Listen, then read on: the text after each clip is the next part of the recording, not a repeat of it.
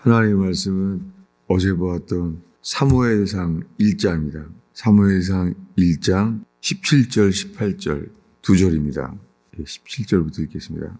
엘리야가 대답하여 이르되 평안히 가라. 이스라엘의 하나님이 내가 기도하여 구한 것을 허락하시기를 원하노라 하니 이르되 당신의 여종이 당신께 은혜 입기를 원하나이다 하고 가서 먹고 얼굴에 다시는 근심빛이 없더라. 오늘 읽은 말씀은 이 기도의 끝에 대해서 보라고 그래요. 기도의 끝. 이 한나가 기도가 끝이 있었겠어요. 한나는 인생 자체가 시작부터가 슬픔과 원통이었던 사람이었습니다. 그의 대적 분인나는 그를 격동시키고 원통하게 만들었습니다. 삶 자체가 고통이었잖아요. 놀랍게 근데 그는 이런 일로 인하여 오히려 기도가 열렸어요. 대부분의 사람들은 기도가 막혀버려요. 사람들은 원통함과 억울함 때문에 기도가 열리게 되는 사람은 정말 은혜예요. 어떤 어려움이 있어서 그 어려움 때문에 기도가 오히려 열리는 거예요. 한나가 그랬습니다. 한나는 삶 자체가 불행과 억울한 인생이었어요. 근데 그는 그래서 기도가 열렸어요. 그의 일의 시작은 12절입니다. 12절에 그가 여호와 앞에 오래 기도하는 동안, 이 오래 기도한다는 단어가요, 그냥 컨티뉴예요. 끝도 없이 계속되는 거예요.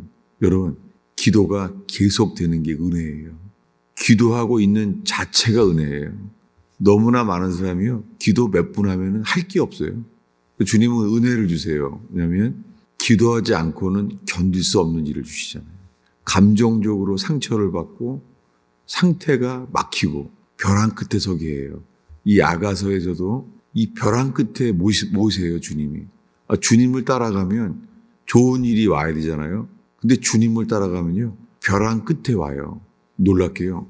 더 이상 갈 데가 없을 때 그 사이에 비 오네요.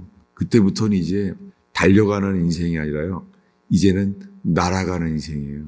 그렇게 부활의 역사에 주님이 이끄세요. 언제요? 끝에 가서 이 죽음과 같은 시간이 와요. 지금 읽은 이 한나도 마찬가지입니다. 한나의 기도가 끝이 있겠어요? 근데 끝이 왔어요. 이 한나가 생각할 때 이 상태는 죽을 때까지 자기는 억울한 거예요. 왜? 자기 남편이죠. 이 사람은 아내가 둘이 있었어요. 그러니 삶 자체가 불행이었어요.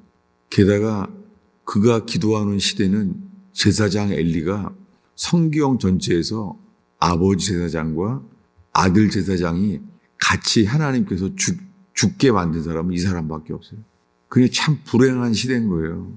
그래서 그는 성전에 가서 기도하는데도 놀랍게 그는요, 고통을 받고 오해받게 되죠. 욥처럼. 그런 고통을 받고 오해를 받았어요. 아니, 기도하고 있는 사람을 격려는 못할 망정 술 취하지 말라고 오해하고 판단하는 거죠. 근데 그게 끝이 와요. 도대체 이 기도의 끝은 언제입니까? 아니, 이제 기도를 하고 있는데도 불구하고 술 취하지 말라고 책망을 받고 있는 판인데 놀랍게 끝이 와요. 그 끝이 뭐냐면 오늘 읽은 17절 말씀이에요. 읽겠습니다. 엘리가 대답하여 이르되 평안히 가라. 이스라엘의 하나님이 내가 기도하여 구한 것을 허락하시기를 원하노라. 아니, 이 엘리란 제사장이 자기는 삶이 바르질 않아요. 그래서 자식들도 잘못 키웠어요. 그런 엘리한테 주님이 놀랍게 이 상한 이 한나의 마음속에요, 이렇게 말하게 돼요. 평안히 가라. 이스라엘의 하나님이 내가 기도하여 구한 것을 허락하시기를 원하노라. 아니, 이게 믿어지겠어요? 저 사람의 기도가 응답이 될까? 이러지 않겠어요? 저런 엘리의 축복이 역사할까? 그러지 않겠어요? 놀랍게요, 한나는 이 엘리 제사장의 부족한 삶, 부족한 상태, 거기에 막히지 않고요, 완전히 바뀌었어요. 아니, 왜 그랬을까요? 한나가 이 말을 듣고 어떻게 바뀌었냐면 그의 반응이 이렇습니다. 18절을 읽겠습니다. 이르되 당신의 여종이 당신께 은혜 입기를 원하나이다 하고 가서 먹고 얼굴에 다시는 근심 빛이 없더라. 여러분, 이게 믿음입니다. 엘리가 그렇게 축복을 했더니 그게 그냥 믿어지는 거예요. 다시는 근심의 빛이 없더라. 여러분, 우리가 주님만 바라고 우리의 마음을 쏟아 기도할 때 이 기도의 끝은요, 자기 자신의 판단, 자기 상태를 신뢰하지 아니하고 주님 앞에서 믿어야 될 것이 믿어지는 상태예요. 여기에 한 말씀을 같이 보기로 합니다. 어디냐면은 신명기 8장이에요. 신명기 8장 16절인데 오랜만에 다시 보게 되었습니다. 여기 신명기 8장 16절을 읽겠습니다. 내 조상들도 알지 못하던 만나를 광야에서 내게 먹이셨나니 이는 다 너를 낮추시며 너를 시험하사 마침내 내게 복을 주려 하심이었느니라. 이 말씀도 살면서 제게 다시 언제나 돌아가게 하시는 말씀이에요. 이 말씀은 제가 이스라엘을 떠날 때 주신 말씀이에요. 그 떠나던 주간이에요. 아마 이제 아파트에 침대도 없고 플라스틱 박스밖에 없을 때였을 거예요. 이제 떠나기 직전이에요. 근데 주님이 이 말씀을 주셨어요. 이 말씀이 그냥 펴졌는데 글자가 살아있는 거예요. 뭐라고 살아있냐면 이는 다 너를 낮추시며 너를 시험하사 마침내 내게 복을 주려 하시면이라. 여기에요. 마침내라는 단어는 이 집중해서 신경 써본 적이 없어요. 늘 문장 중에 지나가는 말이었어요. 마침내. 그런데 기억이 나요. 이 말씀이요. 글자가 이렇게 커져 보이는 거예요. 마침내? 이 마침내가 무슨 뜻이지? 그랬던 기억이 나요. 마침내. 그래서 이것을 히브리어로 찾아보게 됐어요. 이스라엘 살 때니까. 히브리어 성경을 폈더니요. 마침내라는 단어가요. 이게 전치사 구예요. 이렇게 해요. in your end. 잊을 수가 없어요. 영어로 이 문자 그대로 번역하면 이래요. in your end. 너희의 끝에. 여러분, 주님이요. 우리의 끝에 서게 해요. 우리의 끝. 거기에 서게 해요. 거기서 복을 주신다는 거예요. 여러분, 주님이 기도하는 사람을 인도하세요. 어떻게 해요? 낮추세요. 이 한나가 기도할 때 정말 한나가 이 기도 가운데 주님이 낮추신 것을 보게 돼요. 여러분, 기도할 때요. 우리의 머리로 기도하고 자아를 추구하게 되면요. 기도에서 오히려 교만해지는 거 알죠? 기도가 막혀버려요. 근데 주님이 기도할 때요. 기도하기 때문에 더 마음을 상하게 만들고 온통하게 만들 때도 있어요. 기도하게 만드시는 거예요. 그렇게 낮추세요. 낮추신 다음에 시험합니다. 놀랍게 이 엘리가 한나를 시험해요. 술 취하지 말라는 거예요. 시험해요. 판단하고 오해하는 거예요. 그 놀랍게 이 한나에게 기도의 끝이 와요. 기도의 끝은 뭐냐면 순종할 기회를 와요. 뭐라고요? 엘리가 축복하잖아요. 다시 한번 가겠습니다. 우리 오늘의 본문으로 가겠습니다. 어떻게 끝이 왔는지를 보겠습니다. 17절, 18절을 한 목소리로 읽겠습니다. 사무엘상 1장 17절 읽겠습니다. 엘리가 대답하여 이르되 평안히 가라.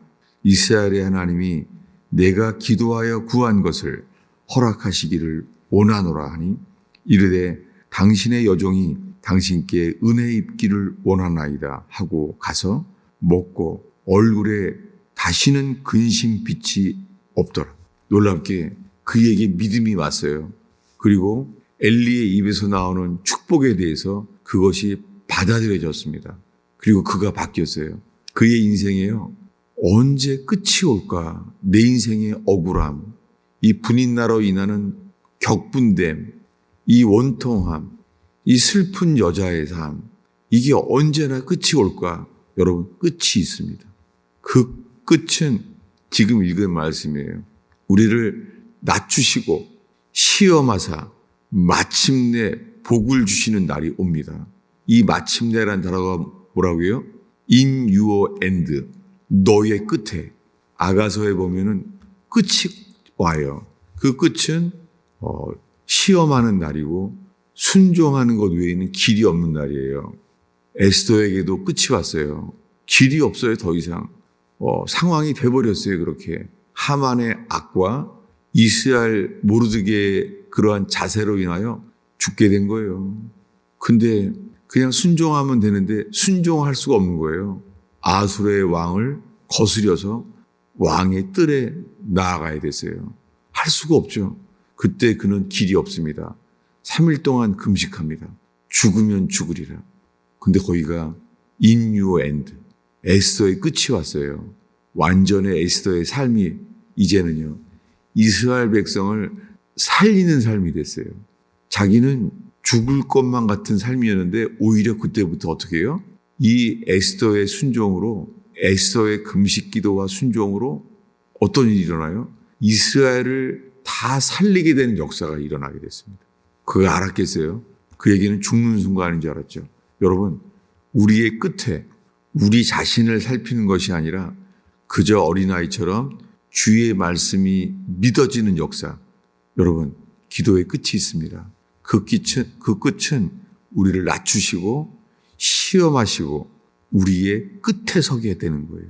그 끝에 설 때에 놀랍게요. 주님의 부활의 역사가 시작됩니다.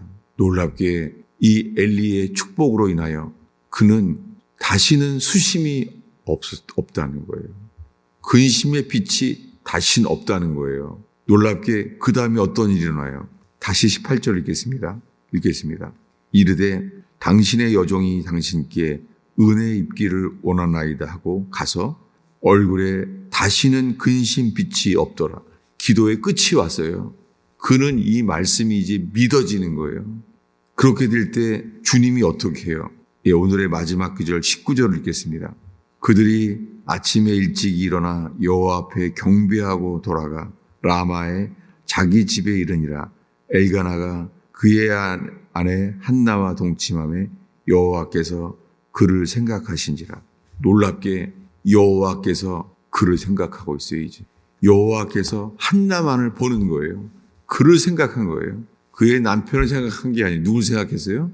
한나를 생각하셨어요. 여러분, 우리가 이렇게 기도하면서 낮춰지고 시험하고 끝에 올 때 주님이 우리를 생각하십니다. 기도하겠습니다. 아버지 하나님, 이 새벽에 주를 예배하며 기도하러 모이는 영혼들을 주께서 만드시고 낮추시고 주님 믿음을 허락하시는 주를 찬양합니다. 주님 온 마음을 다하여 한나처럼 오래 기도하는 동안에 기도하는 속에 역사하시옵소서. 기도 자체의 은혜를 주시옵소서. 예수님의 이름으로 기도하였습니다.